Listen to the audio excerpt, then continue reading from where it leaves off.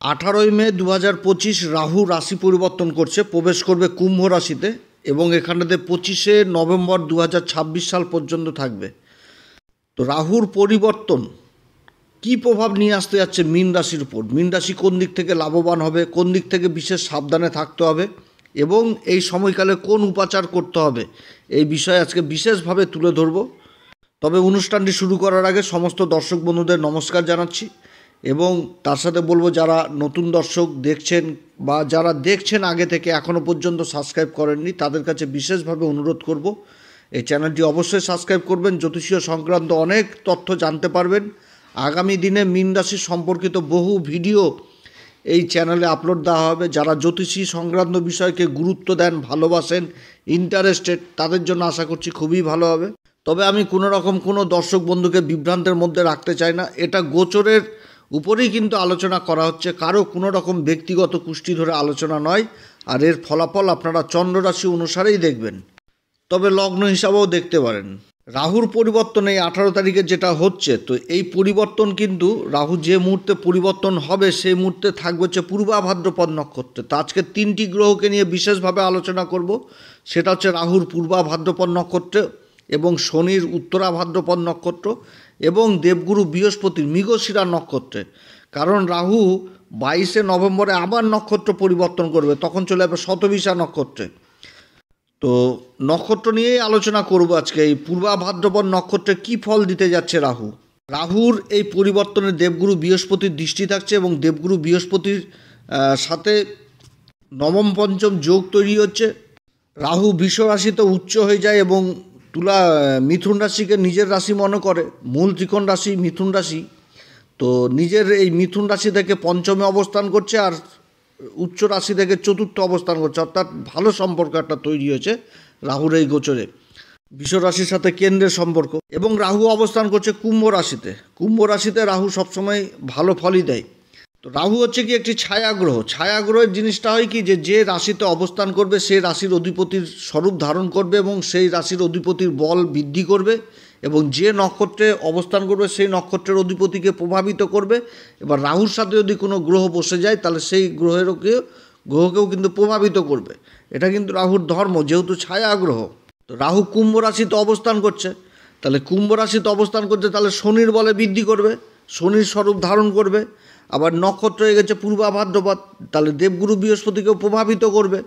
এবং সবথেকে বড় জিনিসটা হচ্ছে এই সময় যে দেবগুরু বৃহস্পতির দৃষ্টি পড়ছে এই রাহুর উপরে। দেবগুরু বৃহস্পতি হচ্ছে কি জ্ঞানের আলো, জ্ঞানের প্রদীপ, যার আলোতে অজ্ঞানতা দূর হয়ে যায়। তো রাহুর ভ্রম, রাহুর পাপ প্রভাবগুলো যথেষ্ট কাটবে। কিন্তু মনে রাখতে হবে যে রাহু কিন্তু একটি পাপী গ্রহ। যতই ভালো পজিশনে থাকুক ও নিজের পাপ প্রভাব কিছু না কিছু দিবেই, এটা কিন্তু ঠিক। কারণ গ্রহ কিন্তু তার মূল স্বভাব ছাড়তে পারে না।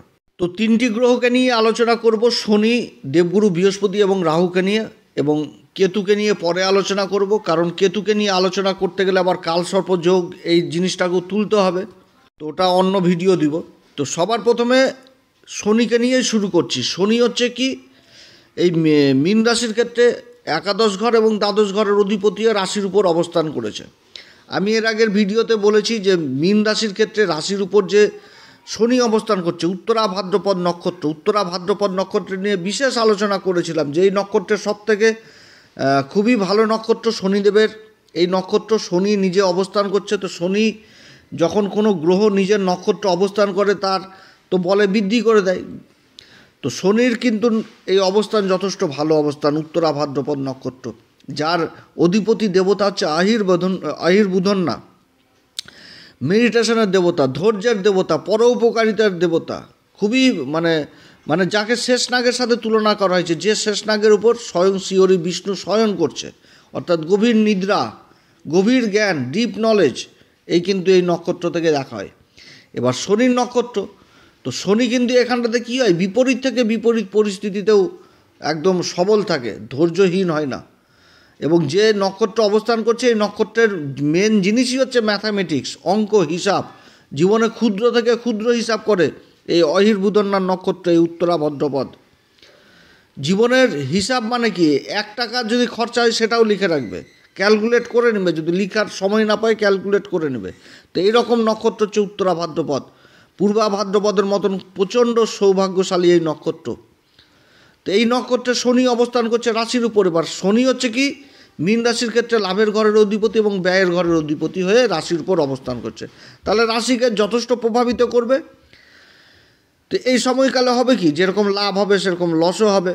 লাভের অধিপতি লসের অধিপতি মানে ব্যয়ের অধিপতি রাশির উপর অবস্থান করছে। আবার দ্বাদশ ঘর থেকে বিদেশ সংক্রান্ত ইনভেস্ট বহু জিনিস দেখা হয়, মেডিকেল জিনিস দেখা হয়, আধ্যাত্মিক জগৎ দেখা হয়, শুধু যে ব্যয় দেখা হয় সেটাও না, অনেক কিছু দেখা হয় এই দ্বাদশ ঘর থেকে। রাশির উপর অবস্থান করছে শনি, তাহলে শনি রাশির উপর অবস্থান করে সব থেকে আগে বুঝাচ্ছে কি যে তোমাকে ধৈর্য সহকারে চলতে হবে, যে কোনো কাজ ধৈর্য ধরেই করতে হবে, গভীর বিশ্লেষণ করেই করতে হবে। হুটহাট করে কারোর ডিসিশন মানে কারোর কথায় নেচে উঠে কোনো কাজ করা যাবে না। আর তার সাথে কি করতে হবে, তোমাকে হিসাব সম্পূর্ণ রাখতে হবে। এবার শনির তৃতীয় দৃষ্টি পড়ছে হচ্ছে রাশির তৃতীয় ঘর বৃষ রাশিতে।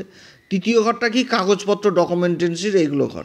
তাহলে যে কোনো কাজ করতে গেলে এই সময় তোমাকে চুক্তি জিনিসটাও করতে হবে, যে কোনো কাগজপত্র যেগুলো দরকারি সেগুলো সাবধানে রাখতে হবে। এটাই কিন্তু শনি বুঝাচ্ছে। শনি তো অবশ্যই ব্যয় করাবে, কারণ লাভের অধিপতি ব্যয়ের অধিপতি রাশির উপর অবস্থান করছে। ব্যয় কিন্তু জীবনে থাকবে, এটা ঠিক, মীন রাশির কিন্তু ব্যয় থাকবে, সেটা অসুখ বিসুখ হোক যে কিছু হোক। কারণ সাড়ে সাথী জিনিসটা যখন হয় তখন কিন্তু চন্দ্রমা দুর্বল হয়ে যায়, অর্থাৎ শনি রাশির উপর অবস্থান করছে করা মানে চন্দ্রমাকে দুর্বল করে দেওয়া। কিন্তু এই সময়কালে মীন রাশিকে এইভাবে চলতে হবে যে কোনো কাজ করতে গেলে আগে বাজেট তৈরি করতে হবে, তারপরে কিন্তু চলা লাগবে। এটা হয়ে গেল শনির দিক। এবার দেবগুরু বৃহস্পতি তৃতীয় ঘরে অবস্থান করছিল, খুবই ভালো অবস্থান ছিল দেবগুরু বৃহস্পতির অবস্থান। এবার দেবগুরু বৃহস্পতিও রাশি পরিবর্তন করলো, 15 তারিখে চলে আসলো একদম কেন্দ্রে, মিথুন রাশিতে অবস্থান করলো এবং শনির সাথে তৎকালীন মিত্রতা শুরু হয়ে গেল। তৎকালীন মিত্রতা, শনি মীন রাশিতে অবস্থান করছে, দেবগুরু বৃহস্পতি মিথুন রাশিতে অবস্থান করছে, শনির সাথে কেন্দ্রেরও সম্পর্ক হয়ে গেল। এবার দেবগুরু বৃহস্পতি যে নক্ষত্রটা অবস্থান করছে সেটা হচ্ছে মৃগশিরা নক্ষত্র। মৃগশিরা নক্ষত্র সম্পর্কেও আমি তুলে ধরেছিলাম। মৃগশিরা নক্ষত্র হচ্ছে হরিণ, যার সিম্বল আর কি, হরিণের মাথা, তার উপর দুটি সিং, এটা জ্যোতিষশাস্ত্রীয় সিম্বল। তো এখান থেকে একটা হরিণের চরিত্র উঠাচ্ছে। হরিণ প্রাকৃতিক সৌন্দর্য, অর্থাৎ কর্মক্ষেত্রে সৌন্দর্য আকর্ষণ যথেষ্ট বৃদ্ধি পাবে। হরিণ হচ্ছে কি দুরন্ত গতিবেগ, তাহলে কাজকর্মগুলো যেগুলো থেমে গেছিলো সেগুলো যথেষ্ট গতি পাবে। হরিণ হচ্ছে কি অ্যাডভান্স আভাস জিনিসটা বুঝতে পায়, তাহলে একটা ভালো জিনিস বুঝতে পারবে। দেবগুরু বৃহস্পতি জ্ঞানের কারক, তাহলে এই সময় মীন রাশি সেই জিনিসটা বুঝতে পারবে অ্যাডভান্স কিছু একটা হতে যাচ্ছে। হরিণের নাভিতে কস্তুরী থাকে, যে গন্ধে হরিণও পাগল হয় যে কোথা থেকে গন্ধ আসছে, খোঁজাখুঁজি। তাহলে এখান থেকে যারা গভীর বিদ্যার সাথে জড়িত রয়েছেন, যে সমস্ত মীন রাশির ছাত্রছাত্রীরা, তাদের জন্য এই গোচরটা ভালো হতে যাচ্ছে, কারণ দেবগুরু বৃহস্পতির পঞ্চম দৃষ্টি পড়ছে আবার অষ্টম ঘরে। তাহলে বিদ্যার জায়গা থেকে যথেষ্ট ভালো। যারা গভীর জ্ঞান উচ্চশিক্ষার সাথে জড়িত রয়েছেন, যারা গবেষণার সাথে যুক্ত রয়েছেন বা প্রশাসনের এমন কোনো কাজের সাথে যুক্ত রয়েছেন যে কাজগুলো সমাজে উঠে আসে না, যারা গোপন বিদ্যার সাথে জড়িত রয়েছেন, আধ্যাত্মিকের জগতের সাথে জড়িত রয়েছেন, ঈশ্বর ধ্যানে জড়িত রয়েছেন, তাদের জন্য এই গোচরটা যথেষ্ট ভালো, দেবগুরু বৃহস্পতির এই অবস্থান।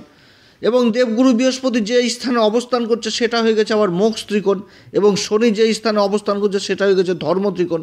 একটা অদ্ভুত সংযোগ এই সময় মীন রাশির মধ্যে হচ্ছে দেবগুরু বৃহস্পতির এই পরিবর্তনে। এবং যে নক্ষত্র অবস্থান করছে সে মৃগশিরা নক্ষত্র, এখানটাতে বিশ্বাসঘাতকতা জিনিসটা উঠে আসছে। তাহলে দেবগুরু বৃহস্পতি সেই জ্ঞানের বুঝতেও পারবে মীন রাশি, কারণ শনি যে ঘরে অবস্থান করছে, শনির দশম দৃষ্টি কর্মের ঘরে পড়ছে, আর দেবগুরু বৃহস্পতির সপ্তম দৃষ্টিও কর্মের ঘরে পড়ছে, এবং দেবগুরু বৃহস্পতি নিজের রাশি কর্মের ঘরকেই দেখছে। তাহলে এখানটাতে মীন রাশি এই জ্ঞানটাও পাবে দেবগুরু বৃহস্পতির মাধ্যমে, যে কোথাও একটা বিশ্বাসঘাতকতা হওয়ার সম্ভাবনা থাকছে। সেটা নিজের লোকের দ্বারা হতে পারে কিংবা বাইরের লোকের দ্বারা হতে পারে, কিন্তু বিশ্বাসঘাতকতা হওয়ার প্রবল সম্ভাবনা থাকছে এই মীন রাশির ক্ষেত্রে। অতএব শনির যে তৃতীয় দৃষ্টি পড়ছে তৃতীয় ঘরে, যেটা হচ্ছে কাগজপত্র মেনটেন, তাহলে শনি কিন্তু এই জিনিসটাও বুঝাচ্ছে রাশির উপর থেকে যে তোমাকে কাজকর্ম করতে গেলে মেপে ঝুপে করতে হবে এবং হিসাব মেনটেন করে চলতে হবে, এবং যেখানটাতে চুক্তির প্রয়োজন রয়েছে সেখানটাতে চুক্তি অবশ্যই করতে হবে। তাহলে শনি আর দেবগুরু বৃহস্পতি পরিবর্তন, এরকম রেজাল্ট এই মীন রাশি। এরপরে চলে আসলো রাহু কুম্ভ রাশিতে অবস্থান করছে। কুম্ভ রাশিতে অবস্থান করা মানে শনির বলে বৃদ্ধি করে দেওয়া, এবং রাহু কিন্তু দ্বাদশ ঘরে অবস্থান করছে। এবং যে নক্ষত্র অবস্থান করছে সেটা হচ্ছে পূর্বা ভাদ্রপদ নক্ষত্র, দেবগুরু বৃহস্পতির নক্ষত্র, এবং দেবগুরু বৃহস্পতির নবম দৃষ্টি পড়ছে রাহুর উপর, আর রাহুর কানেকশন হয়ে গেছে এই দেবগুরু বৃহস্পতির সাথে, নবম পঞ্চম যোগ। রাহু এমন একটি ছায়া গ্রহ, মানে এই গ্রহটা সবসময় মোহ, বিভ্রান্ত, আকস্মিকতা এগুলো কিন্তু তৈরি করে দেয়। এই কলিযুগে রাহুই বলতে গেলে সর্বশ্রেষ্ঠ, শনির সমান ফল দেয় রাহু। পাপ গ্রহের শ্রেণীতে রাহু হচ্ছে 1 নাম্বার, রাহুর উপরে কোনো গ্রহ নাই, এর মূল স্বভাব কিন্তু পাপ প্রভাব থাকবেই। রাহু যদি কারো জন্মকুষ্ঠিতে ভালো থাকে তাহলে সেই সমস্ত ব্যক্তিরা কী হয়, অতি বিশিষ্ট হয়ে যায়, মানে চালাক চতুর সব দিক থেকে। মানে রাহু যাদের খুব ভালো থাকে তাদের কী হয়, বক্তব্যের দক্ষতা বৃদ্ধি পেয়ে যায়, অর্থাৎ যেখানটাতে কিছু বলবে এমন কথা বলবে যে কথার মায়া জালে সামনের ব্যক্তিকে হ্যাঁতে হ্যাঁ করাবে, নাতে না করাবে, যাদের রাহু কিন্তু খুব ভালো থাকে, এরকম মায়াজাল তৈরি করে দেয়। বিশেষ করে যারা রাজনীতির সাথে যারা যুক্ত থাকে তারা তো রাজনীতিবিদ, ওই রাজনীতিবিদকে এমন কূটনীতিবিদ করে দিবে, এমন কিছু জায়গায় কূটনীতি চাল চালাবে যে মানে বিশাল একটা ভালো নাম খ্যাতি যশ অর্জন করবে, এরকম কিন্তু রাহু করায়। কথার মায়াজালে আকৃষ্ট করাবে সমাজকে। রহস্যময় গ্রহ মনের ইচ্ছা আকাঙ্ক্ষা যথেষ্ট জাগ্রত করে দেয়। মনের যদি কোনো মানে ইচ্ছা আকাঙ্ক্ষা না প্রবল করে দিবে যে তুমি পারবা, তোমার দ্বারাই হবে, স্বপ্ন দেখিয়ে দিবে বিশাল বড় বড় যে তুমি পারবা, চলো, ভ্রম। এবার রাহু এমন একটি গ্রহ যে ভিখারিকেও রাজা করে দেয়, এবার রাজাকেও ভিখারি করে দেয়, অর্থাৎ রাহুকে বোঝা খুব কঠিন। এবার কি হয়েছে, এই যে কুম্ভ রাশিতে রাহু অবস্থান করছে এবং দেবগুরু বৃহস্পতির যে দৃষ্টিটা পড়ে গেল রাহুর উপরে, তাহলে কি হলো, রাহু কিন্তু এবার একদম গ্যারাকলে পড়ে গেছে। যতক্ষণ পর্যন্ত এই দেবগুরু বৃহস্পতির দৃষ্টি থাকবে আর যতদিন পর্যন্ত পূর্বা ভাদ্রপদ নক্ষত্রে থাকবে, এই রাহু 100% ভালো ফল দিতে বাধ্য হবে। কিন্তু রাহুর মূল স্বভাব রয়েছে পাপ প্রভাব, ও কিছু না কিছু পাপ প্রভাব দিবেই, যতই ভালো অবস্থাতে থাকুক। এবার যাদের রাহু খারাপ থাকে জন্মকুষ্ঠিতে তাদের কি হয়, মানসিক অশান্তি হয়, অজ্ঞাত ভয় হয়, ধোঁকা, বিশ্বাসঘাতকতা হওয়া কাজ এমন হয়ে গেল যে হয়ে গেছে কাজ, সবার লাস্টে ফিনিশিংয়ে এসে না হলো না, মানে একদম মরিচিকার বালুর মতন, মরিচিকা যে বালুর মধ্যে যে মরিচিকা দূর থেকে দেখে মনে হয় যে জলই বোধ হয়, কাছে যে মনে হয়, কাছে যখন যায় তখন আর তো জল টল কিছুই থাকে না, শুধু বালু আর বালু, এরকম ভ্রম তৈরি করে দিবে, মানসিক টেনশন দিবে, অজ্ঞাত ভয় দিবে, ভয় থাকবে। আর যদি রাহু প্রচণ্ড ভালো হয় তাহলে কী হবে, বিবেকবান হবে, বুদ্ধিবান হবে, তীক্ষ্ণ বুদ্ধি সম্পন্ন হয়ে যাবে। উচ্চ শিক্ষার্থীদের জন্য রাহুর অবস্থান খুব ভালো হয়, যারা উচ্চ শিক্ষার্থী তাদের কিন্তু রাহু খুব ভালো জায়গায় থাকে। রাহু কি, রাহু হচ্ছে যোগাযোগ, সঞ্চার বিভাগ।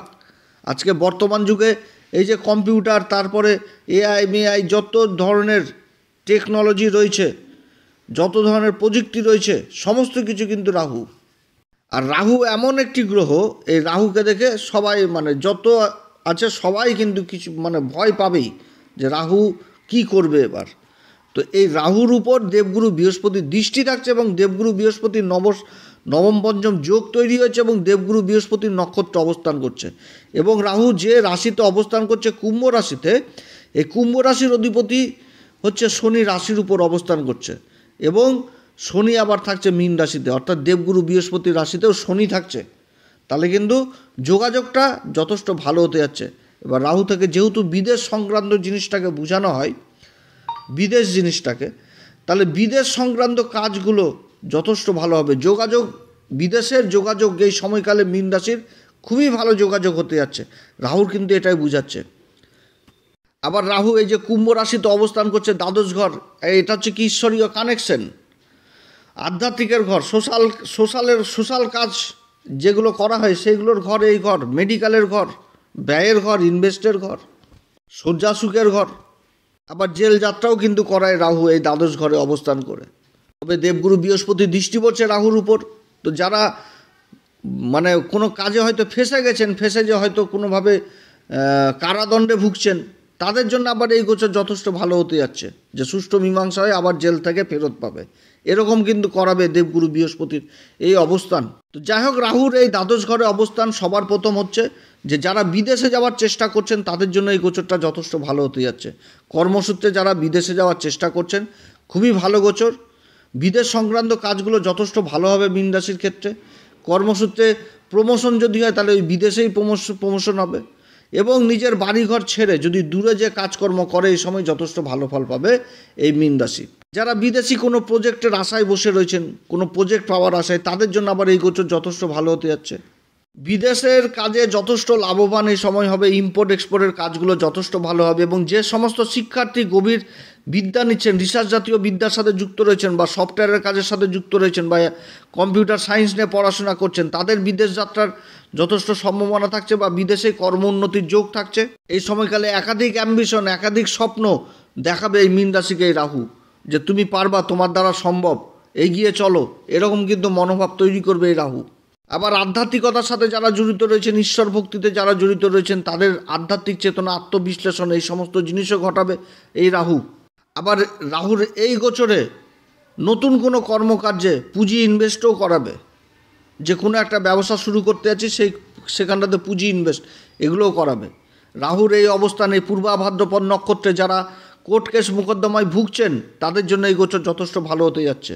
শত্রুরা এই সময়কালে বহু দূরে থাকবে, শত্রুদের মানে যথেষ্ট নিজাত হবে এই সময়কালে, এই পূর্বা ভাদ্রপদ নক্ষত্রে থাকাকালীন। গোপন বিদ্যার সাথে যারা জড়িত রয়েছেন সেই সমস্ত কাজে বিশেষ উন্নতি রয়েছে। সরকারের পক্ষ থেকে যে কাজগুলো গোপনে করা হয়, যারা সিআইডি, সিবিআই এই সমস্ত কাজের সাথে যারা যুক্ত রয়েছেন, সেই সমস্ত কাজে বিশেষ উন্নতি রয়েছে। যারা দীর্ঘদিন ধরে বাড়িঘর মানে বিক্রি করতে পারছিলেন না, বা নিজের প্রপার্টি বিক্রি করতে পারছিলেন না, সেই সমস্ত সেল করাবে এই রাহু আকস্মিকভাবে, এবং তাতে লাভের মুখও দেখাবে। জায়গা জমি সংক্রান্ত কাজের সাথে যারা বিশেষ করে যুক্ত রয়েছেন, তাদের ক্ষেত্রে যথেষ্ট ভালো গোচর হতে যাচ্ছে। যারা সেল পারচেসের কাজের সাথে যুক্ত রয়েছেন, যারা মিডিয়ার কাজে যুক্ত রয়েছেন, যারা অভিনয় জগতের সাথে জড়িত রয়েছেন, যে কোনো প্রতিভাজনিত কাজের সাথে যুক্ত রয়েছেন, তাদের জন্য এই গোচর যথেষ্ট ভালো। যারা সেলসের কাজে যুক্ত রয়েছেন, তাদের জন্য যথেষ্ট ভালো। যারা লেখালেখির কাজের সাথে যুক্ত রয়েছেন, তাদের জন্য এই গোচরটা যথেষ্ট ভালো হতে যাচ্ছে। তবে এই সময়কালে বিশেষভাবে সাবধানে থাকতে হবে, কারোর সাথে বাকবিতণ্ডায় জড়িত হওয়া যাবে না।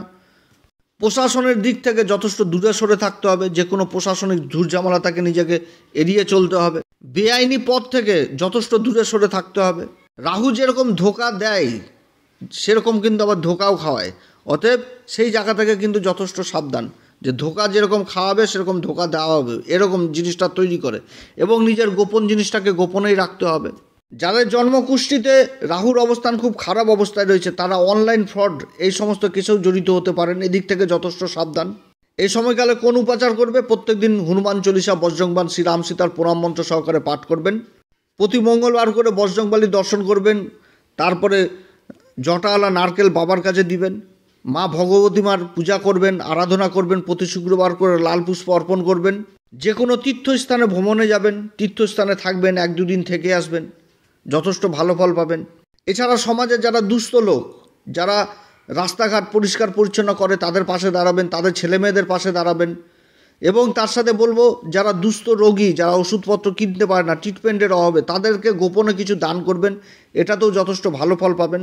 এবং তার সাথে যারা ইলেকট্রিকের সরঞ্জাম কিনতে পারে না, যাদের ঘরে একটা আলো বাল্ব জ্বালানোর সামর্থ্য নাই, যাদের পাখা চালানোর ক্ষমতা নাই, তাদেরকে কিছু ইলেকট্রিক সরঞ্জাম দিয়ে সাহায্য করবেন, তাতে যথেষ্ট রাহু ভালো ফল দেবে। তো যাই হোক দর্শক বন্ধুরা, আজকে অনেক কথা আলোচনা করলাম, এরপরে কেতুর পরিবর্তন সেটাও নিয়ে তুলে ধরবো। আপনারা সবাই ভালো থাকেন। যদি এই পরামর্শ সত্যিই ভালো লাগে, তাহলে অবশ্যই নিজের ভেবে এই অ্যাস্ট্রো এসএম বাংলা চ্যানেলকে সাবস্ক্রাইব করবেন।